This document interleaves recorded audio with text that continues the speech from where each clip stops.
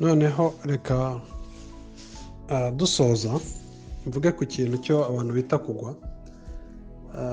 Ese iyo umuntu yizeye ngo akabivamo, nubwo yumubaje cyane iyo uvuga ngo kubivamo ni iki, wenda akihakana itorero akarirwanya, nyine akagaragaza ko rwose ari intumwa ya Satani.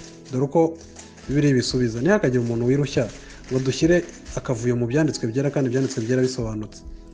Muri Yohana wa mbere igice cya 2 twari tumaze kubona ko uwizeye by'ukuri w'Imana yazuye, kandi by'ukuri rega ntibivuze ngo uwizeye cyane, oya, uwizeye Kristo abihawe n'Imana, akaba azi ko ari umwere n'umuziranenge imbere y'Imana. Uvuga ko bibiri ivuga. Hari igihe bavuga ngo ya Imana yaferinga n'iki, nayo yarabimenye ko ako kavuyo abantu bazakazana. Abana b'Imana akirwa barwana no kumvisha abantu, rega iyo umuntu akijijwe niyarimbuka ababonye ubugingo bw'iteka. Umva uko bibiri ivuga. Yohana wa mbere 2:19. Abo bavuye muri twe icyakora niba ari abacu by'ukuri, kuko iyo baba abacu baba baragumanye natwe, ariko icyatumye biba bityo ni ukugira ngo bagaragare ko atari abacu rwose.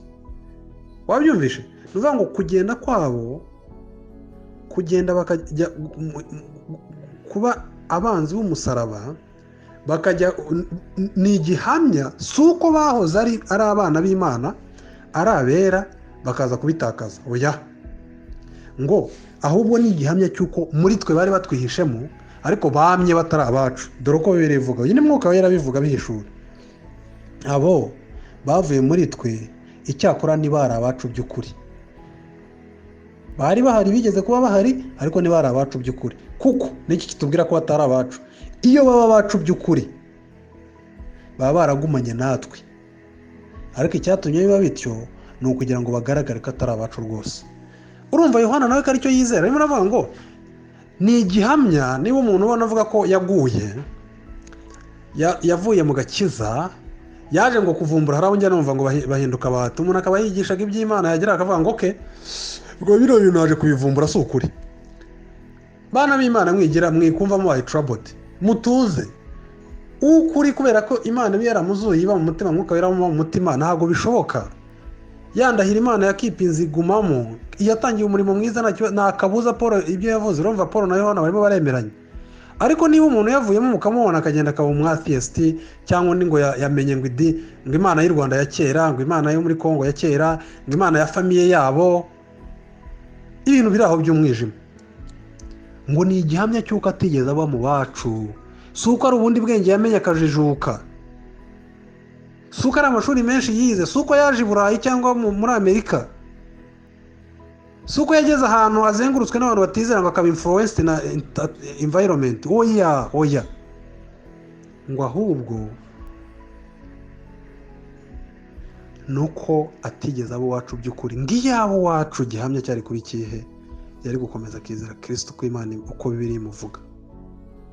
Icyo kintu cyumvikane. Iyo Kristo avuga ngo ntabwo avuga mwami mwami niba bazajya mu ijuru, nibyo ni ukuri. Kuko abavuga mwami b'ukuri bagira Kristo mu mutima, barazutse. Si ikibazo rero cy'uko abazutse batazajya mu ijuru, ahubwo ni ikibazo cy'uko hari abahari batamenye umwami by'ukuri,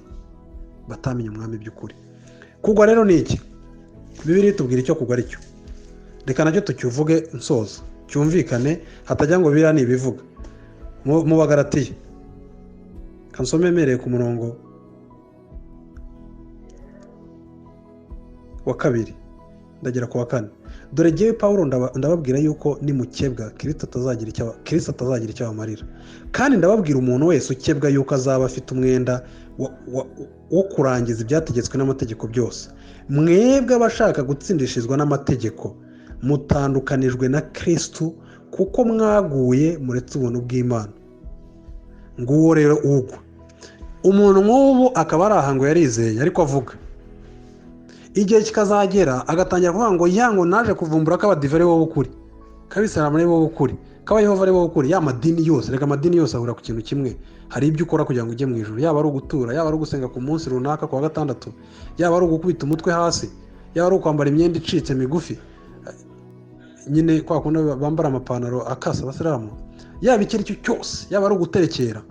Amadini yose namwe ni ikintu runaka ukora, cyaba gikomeye cyaba cyoroshye. Nubwo yaba ari uguseka, niyo umuntu akubwira ngo kugira ngo uzajye mu ijuru ujye useka, cyangwa ujye umesa imyenda ibikeye buri gihe, iyo ni idini yindi.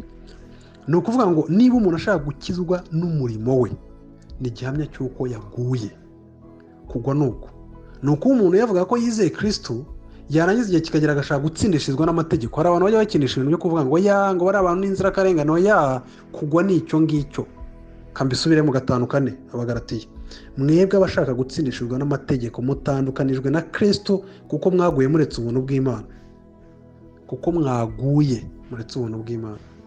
Ngibyo rero bavandimwe, nguwo umwami wadupfiriye, nguwo dukunda gukunda, nguwo tugomba gukunda, nguwo tugomba kwigisha, nguwo nta wundi wera wirabura. Murakoze, umwami adufashe twese.